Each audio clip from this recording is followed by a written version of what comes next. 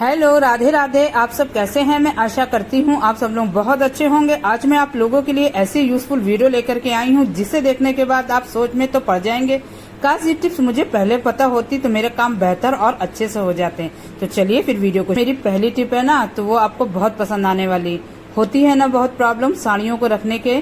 हम लोग क्या करते हैं, किसी हैंगर में से टांग देते हैं, लेकिन साड़ी अपनी जगह टिकती नहीं और ब्लाउज तो कभी मिलता ही नहीं है। तो आज मैं ऐसा तरीका बताऊंगी जिससे आपकी साड़ी और ब्लाउज एक साथ मिलेंगे और बिल्कुल यूनिक तरीका जो आपने पहले कभी नहीं देखा होगा। तो वीडियो जरा ध्यान से देखिएगा। आपको क्या करना है, साड़ी आप जैसे भी फोल्ड करती हैं आप कर लीजिए। बस आपको हैंगर लेना है, इस तरह से साड़ी को डाल देना है, बिल्कुल अच्छे से आपको डालना है। अब ब्लाउज का क्या करें, तो चलिए जल्दी से आप ब्लाउज को ढूंढ लीजिए। और ब्लाउज को अब कभी भी हम लोग को ढूंढना नहीं पड़ेगा। आप ब्लाउज को लीजिए, इसी साड़ी में अच्छे से पैक करिए, जिससे क्या होगा, जब हम लोग को कहीं पार्टी या मैरिज में जाना होगा तो बिल्कुल भी नहीं ढूंढना होगा। क्या करना है, आप मैचिंग के ब्लाउज को लीजिए और साड़ी में जो हैंगर हम लोग ने लगाया है ना, उसी हैंगर में आप पहना दीजिए। आप सोच रहे होंगे कि साड़ी के हैंगर में इस तरह से ब्लाउज को पहनाना। हाँ, इस तरह से पहनाने से क्या होगा, जो साड़ी जो ब्लाउज है हम लोग का बिल्कुल तह तो बनी रहेगी। जब हम लोग कहीं जाएंगे तो ब्लाउज को हम लोग को प्रेस करने की जरूरत भी नहीं पड़ेगी। बस अच्छे से आप हैंगर में इस तरह से ब्लाउज को पहना दीजिए। 2 या 3 हुक लगा दीजिए, जिससे ये बिल्कुल भी खुल के नीचे ना गिरे। तो हो गया ना बहुत ही यूनिक और जुगाड़ू आइडिया। ऐसे क्या होता है कि ब्लाउज को हम लोग को ढूंढना पड़ता है, कहाँ रख दिया, और काफी देर भी हो जाती है। लेकिन इस तरह से ब्लाउज आप जब हैंगर को पहना देंगी साड़ी के साथ ना, तो ये दोनों चीजें एक ही जगह पे मिल जाएंगी, बिल्कुल भी ढूंढना नहीं पड़ेगा और हम लोग के काम आसान और बेहतर हो जाएंगे। आपको ये वीडियो तो पसंद आ रही होगी। अभी आप देखिएगा और भी बहुत अच्छी आपके लिए टिप्स लेकर के आई हूँ, जिससे आपके काम आसान तो हो जाएंगे और बेहतर भी। तो ये यूजफुल टिप्स आपको बहुत पसंद आ रही होगी। तो चलिए अब आगे की तरफ बढ़ते हैं। मेरी अगली टिप यहाँ पर जो इस तरह की जो धोतियां होती हैं हम लोग की साड़ी, जो बहुत ही सॉफ्ट होती है, सिल्क की होती है, तो बिल्कुल भी हैंगर में रुकती ही नहीं है। लेकिन इसका भी बहुत ही अच्छा सा जुगाड़ लेकर के आई हूँ कि आप लोग इसको कैसे तय करके टांगे हैंगर में कि ये बिल्कुल भी इधर उधर ना हो। बस आपको क्या लेना है, हैंगर लेना है।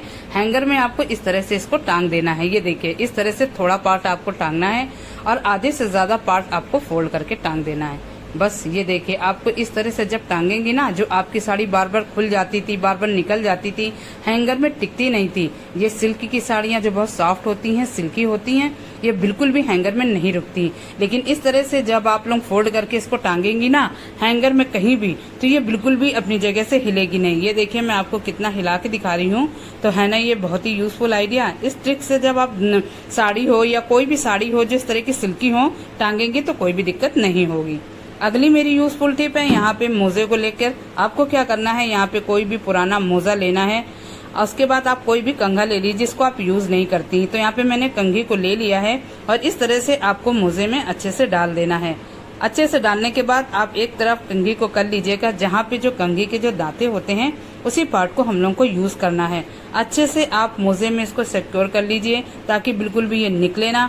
उसके बाद आपको लेना हारपिक। ये हारपिक मैं अपने किचन में भी यूज करती हूँ, तो बस उसी का यूज कर रही हूँ। अच्छे से मैं इसको कंघी में डाल दूंगी। जिस तरफ दांते होते हैं कंघी के, आपको उसी तरफ हारपिक को डालना है। अच्छे से डालने के बाद चलिए आपको दिखाती हूँ इसको कैसे यूज करना है। हम लोग झाड़ू पोछा तो अच्छे से कर लेते हैं, लेकिन ये जो टाइल्स वगैरह होते हैं, इनके जो कॉर्नर होते हैं किनारे के, इसमें गर्दा मैल बहुत ज्यादा भरी रहती है। तो इसको हम लोग को हफ्ते या 2 हफ्ते में जरूर साफ करना चाहिए ताकि अच्छे से साफ हो जाए। तो आप जब कंघे की हेल्प से करेंगी ना, तो जितनी भी किनारी मैल जमी होगी आप देखिएगा 1 ही मिनट में वो तुरंत साफ हो जाएगा। तो आपको हारपिक डाल लेना है और जो कंघे के दांते होंगे वो बिल्कुल किनारे कॉर्नर में जाके जो भी मैल इसमें जम गई है उसको बहुत ही अच्छे से निकाल देगा। मिनटों का काम हम लोगों का फटाफट हो जाएगा। जो काम करने हमको लोगों को काफी टाइम लगता था, उसमें बिल्कुल भी टाइम नहीं लगेगा। तो है ना, हम लोग जो गृहिणी हैं घर के काम को बहुत ही अच्छे से करना जानते हैं, लेकिन कुछ टिप्स और ट्रिक्स मिल जाए ना तो उससे काम और भी बेहतर हो जाए। तो बस ऐसे ही आप लोगों के लिए टिप्स लाती रहती हूँ जो आप लोगों को पसंद आए, जो आपके घर के कामों को आसान भी कर दें।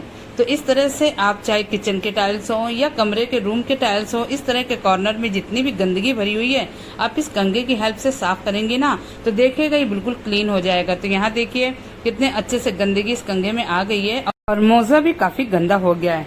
अब आप चाहे तो किचन की टाइल्स में जो कॉर्नर होते हैं उनको भी इस कंघे की हेल्प से बहुत ही अच्छे से क्लीन कर लीजिए, क्योंकि ब्रश से हम लोग साफ करते हैं तो अच्छे से साफ नहीं होता है, लेकिन आप लोग कंघे और मोजे की हेल्प से जब साफ करेंगे ना तो आप देखिए बहुत ही अच्छे से क्लीन होगा, क्योंकि जो कंघे के दांते हैं वो थोड़े हार्ड होते हैं, जिसकी वजह से बहुत ही अच्छे से क्लीनिंग होती है। तो ये बहुत ही यूजफुल आइडिया है, आप इसको ट्राई जरूर करिएगा। चलिए यहाँ पे मैं आपको दिखाती हूँ। मैंने यहाँ पे कंघा निकाल के दिखाया, कंघा पूरी तरह से साफ है और इसने बहुत ही अच्छे से क्लीनिंग भी करी है। तो ये बहुत ही अच्छी यूजफुल ट्रिक है, ट्राई जरूर करके देखिएगा। अगली टिप मेरी यहाँ पर रेजर को लेकर के है। रेजर का इस्तेमाल तो हम लोग अच्छे से कर लेते हैं, लेकिन इस्तेमाल करने के कुछ ही दिनों में ये क्या होती है, खराब हो जाती है, अच्छे से यूज करने लायक नहीं होती और ब्लेड काम नहीं करती है। तो आपको क्या करना है, यहाँ पे इस तरह का जो स्क्रबर होता है उसका यूज करिए।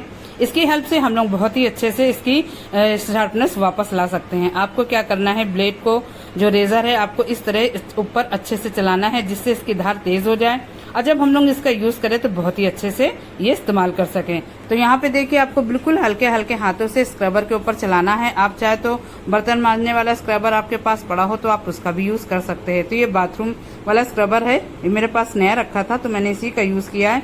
इससे बहुत ही अच्छे से इसकी ब्लेड शार्प हो जाती है और बहुत ही अच्छे से काम करती है।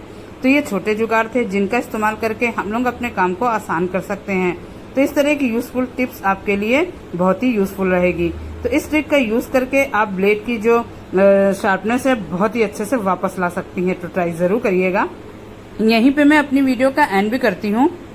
मेरी टिप आपको अगर पसंद आ रही है तो लाइक शेयर जरूर करिएगा और कमेंट करके जरूर बताइएगा कौन सी टिप आपको अच्छी लग रही है। आप मेरा वीडियो पहली बार देख रहे हैं तो प्लीज इसे सब्सक्राइब करना बिल्कुल भी ना भूलें। Okay bye.